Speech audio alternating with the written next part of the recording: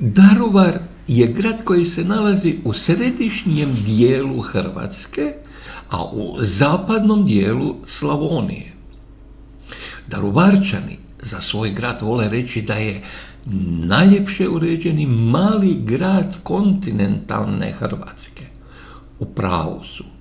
Grad im je lijep zahvaljujući vrijednim precima koji su gradili, sadili i stvorili ovakav Daruvar. Ne može se baš nagledati novih građevina, prometnica i parkova izgrađenih u posljednjih 30 godina, a održavanje postojećih trebalo bi biti bolje. Grad Daruvar je nastao na temeljima rimskih nastambi. Bogatstvo termalnih izvora i prirodni resursi su bili poticaj Rimljanima za izgradnju prvog naselja. Na okolne brežuljke Rimljani su zasadili vinograd. Međutim, značajni razvoj grada započeo je dolaskom grofovske obitelji Janković. Antun Janković izgradio je velebni barokni dvorac koji je građen između 1771. i 1777. godine i izgradio je obiteljsku kapelicu, sada crkva Presvetog Trojstva. Antun plemeni Janković je gradu dao oblik koji i danas ima, te ga odredio kao termalno lječilište. On mijenja hrvatsko ime naselja Podborje u mađarsko Daruvar, što znači Ždralov grad, ili točnije Ždralov dvorac, prema prelijepom baroknom dvorcu koji je izgradio. Grof Janković naseljava svoje vlastelinstvo poljoprivrednicima i obrtnicima iz Hrvatske, Češke, Slovačke, Njemačke i Mađarske.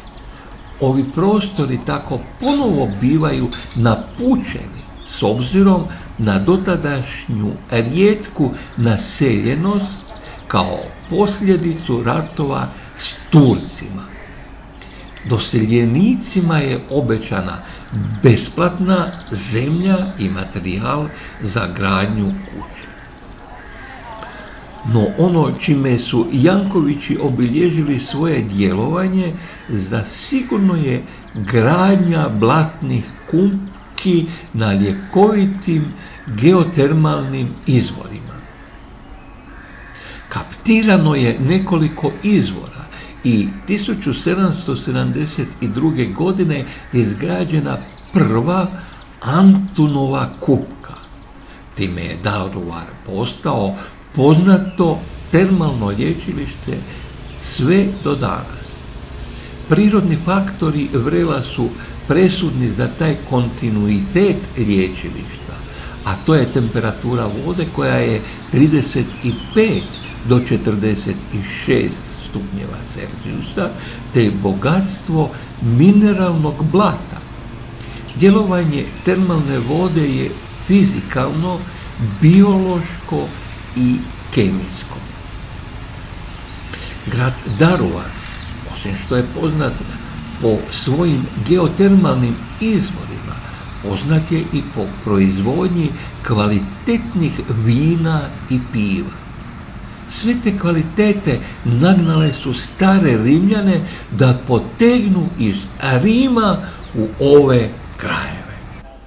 Pa ako su mogli Rimljani, mogao sam i ja. Zašto ne bi i vi?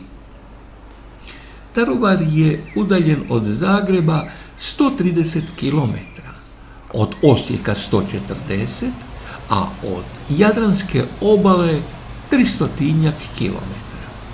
Sam grad ima 8567 stanovnika.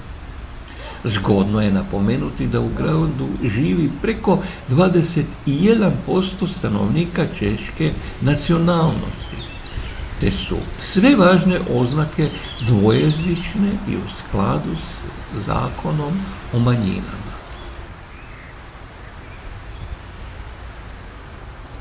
Daruvarske toplice su specijalizirane za liječenje reumatskih bolesti, provođenje medicinske rehabilitacije, rekreacije i zdravstvenog turizma, te imaju dugu tradiciju u liječenju uporabom prirodno ljekovitih čimbenika, termalna voda i mineralno blato.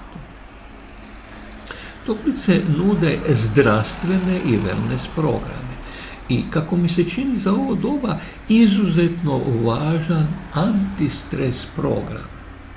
Ne znam da li se ovaj antistres program bazira na kvalitetnim vinima i pivu koje se ovdje proizvode.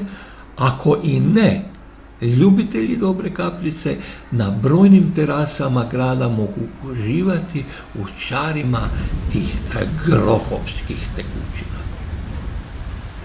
I sada, kad prolazim kroz grad i gledam automate za naplatu parkiranja postavljene u centru grada, nameće mi se pitanje: jesu li Rimljani i grofovi baš tako zamišljali ulice i trgove koje su gradili?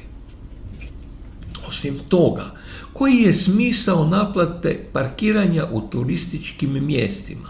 Pohlepa? Tjeranje motoriziranih turista? U tim mjestima turiste bi trebalo zadržati, omogućiti im da bezbrižno uživaju u gradu, njegovim znamenitostima, specijalitetima, izložbama, koncertima, da troše novac. Umjesto toga, turistima se naplaćuje parkiranje s ograničenim vremenom. Tjera ih se iz grada za sat ili dva.